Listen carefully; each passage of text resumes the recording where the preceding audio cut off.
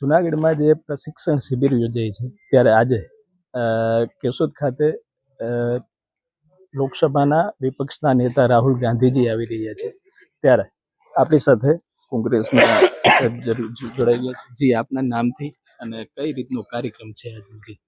જી, મારું નામ હેમાંગ રાવલ છે અને ગુજરાત પ્રદેશ કોંગ્રેસ સમિતિના મીડિયા કોર્ડિનેટર, મીડિયા કો કન્વીનર અને પ્રદેશ પ્રવક્તા તરીકેની મારી જવાબદારીના ભાગરૂપે આજે જ્યારે સંગઠન સૂજન અભિયાનની અંદર આજે 10 દિવસની જૂનાગઢ ખાતે દ્વિતીય ટ્રેનિંગ શિબિર, પહેલાં એક આણંદ ખાતે સંપૂર્ણ થઈ 3 દિવસની, આ 10 દિવસની ટ્રેનિંગ શિબિરમાં અમારા રાષ્ટ્રીય પ્રમુખ પણ અહીંયા પ્રથમ દિવસે ઉદ્ઘાટનમાં આવી ગયા, કેસી વેણુગોપાલજી પણ આવી ગયા,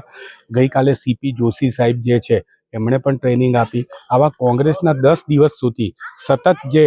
માંધાનતાઓ છે એ લોકોએ અહીંયા ટ્રેનિંગ આપવાના છે, જેમાં કોંગ્રેસની વિચારધારા, સોશિયલ મીડિયાની માહિતી, કોંગ્રેસની વિચારધારાને ઘર ઘર અને જન જન સુધી પહોંચાડવાના આગળના કાર્યક્રમો, એજિટેશન્સ, લડાઈ લડવા માટેની તૈયારીઓથી આપણા પ્રમુખશ્રીઓને સુસજ્જ કરવામાં આવે છે. દરેક જિલ્લાના અને દરેક શહેરના જે પ્રમુખો છે તેમણે અહીંયા આ પ્રકારની ટ્રેનિંગનો આજે 3જો દિવસ છે અને આજે આદરણીય રાહુલ ગાંધીજી કેશોદ એરપોર્ટ ખાતે આવવાના છે. ત્યાંથી જૂનાગઢ શહેરમાં એમનું કાર્યકર્તાઓને જનતા લોક લાગણીને માન આપીને ભવ્ય સ્વાગત કરશે અને ત્યારબાદ 2:30 થી 3 વાગે તેઓ અહીંયા આશ્રમની અંદર આવશે અને આશ્રમમાં આવ્યા બાદ જિલ્લા પ્રમુખશ્રીઓ જે છે એમને અને જિલ્લા પ્રમુખ અને શહેર જિલ્લા પ્રમુખોને એ લોકો પોતે, રાહુલ ગાંધીજી પોતે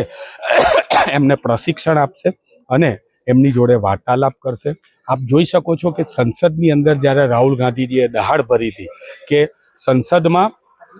એમણે કહ્યું હતું કે ગુજરાત અમે જીતવા જઈ રહ્યા છે, ગુજરાત અમે જીતને જા રહે, ત્યારથી એમણે આ વાતને ગંભીરતાથી લીધી છે અને અમારા જેવા એક કાર્યકર્તાઓને ચાર્જ કરી દીધા છે અને એના જ ભાગ સ્વરૂપે આજે ફરીથી રાહુલ ગાંધી આવ્યા છે અને સતત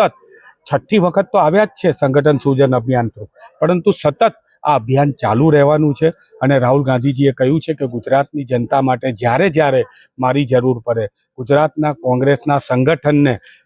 સુદૃઢ બનાવવા માટે જ્યારે જ્યારે મારી જરૂર બને ત્યારે તેઓ આવવાના છે. ત્યારે અહીંથી જિલ્લા પ્રમુખશ્રીઓ ગુજરાતના 52,000 બૂથ ઉપર જશે. એમના કાર્યકર્તાઓ જે છે એ પિરામિડ સ્ટ્રક્ચરની અંદર જઈને જે પ્રમાણે રાહુલ ગાંધીજીએ દેશની અંદર વોટ ચોરીનો એટમ બોમ્બ સાબિતી સાથે ફોડ્યો, અમારા ગુજરાતના પ્રદેશ પ્રમુખ અમિતભાઈ ચાવડાએ વોટ ચોરીનો એટમ બોમ્બ ગુજરાતની અંદર ફોડ્યો, તો આગળ જતાં પણ એક વોટરની ચકાસણી કરવામાં આવશે અને જે કંઈ પણ ગેરનીતિ થઈ હશે એનો જવાબ ભારતીય જનતા પાર્ટીની સરકાર અને ચૂંટણી પંચે આપવો જ પડશે. ખાસ કરીને જોવા જઈએ તો અમુક પ્રમુખો જે છે ગેરહાજર હોય છે, ત્યારે આજે પ્રતાપ દુધાત પણ ગેરહાજર છે, શું કહે છે? બિલકુલ, અમારા રાષ્ટ્રીય પ્રમુખ સેવાદળના લાલજીભાઈ દેસાઈ આવીને મીડિયા સમક્ષ જણાવ્યું, એને હું દોહરાવું છું કે એમના કાકાજીનું અવસાન થયું છે અને કાકાશ્રીનું જ્યારે અવસાન થયું હોય ત્યારે સ્વાભાવિક છે કે આપણે સામાજિક પ્રાણી છીએ, હું કે તમે બધા ઘેર જ્યારે આવો દુઃખદ પ્રસંગ બન્યો હોય ત્યારે ઘરના કુટુંબને સાથ અને સંવેદના આપવાની એ એમની પ્રથમ જવાબદારી બને છે. અમરેલી જિલ્લા પ્રમુખ તરીકે એમણે કાર્ય સારું કરેલું જ છે. પાયલબેન ગોટી વખતે આપ સૌ મીડિયાના સાથથી જોયું હતું કે એમણે પ્રતાપભાઈ દુધાતે, જેનીબેન ઠુમરે અને પરેશભાઈ ધાનાણીએ ભારતીય જનતા પાર્ટીની અંદરની લડાઈની અંદર એક પાટીદારની દીકરી ભોગ બની ત્યારથી માંડીને ખેડૂતોના પ્રશ્નો માટે, બાકીના પ્રશ્નો માટે સતત લડાઈ લડતા રહ્યા હોય ત્યારે આજે આપણે આ બાબતને એમના કુટુંબીજનોને એ સથિયારો આપે અને એમના દિવંગત આત્મા, જે એમના કુટુંબીજનનું મૃત્યુ થયું છે, એમના આત્માને પ્રભુ સદગતિ આપે, એ જ આપણે પ્રાર્થના કરીએ. તો આ હતા આપણી સાથે મીડિયા સેલના કરીને ત્યારે આપણે જે એક દુઃખદ બનાવ જે બની ગયેલ છે પ્રતાપ દુધાતના કુટુંબમાં, તેના હિસાબે તે હાજર રહી શકેલ નથી. યજ્ઞેશ ભટ્ટ, નિર્ભય ન્યૂઝ, જુનાગઢ.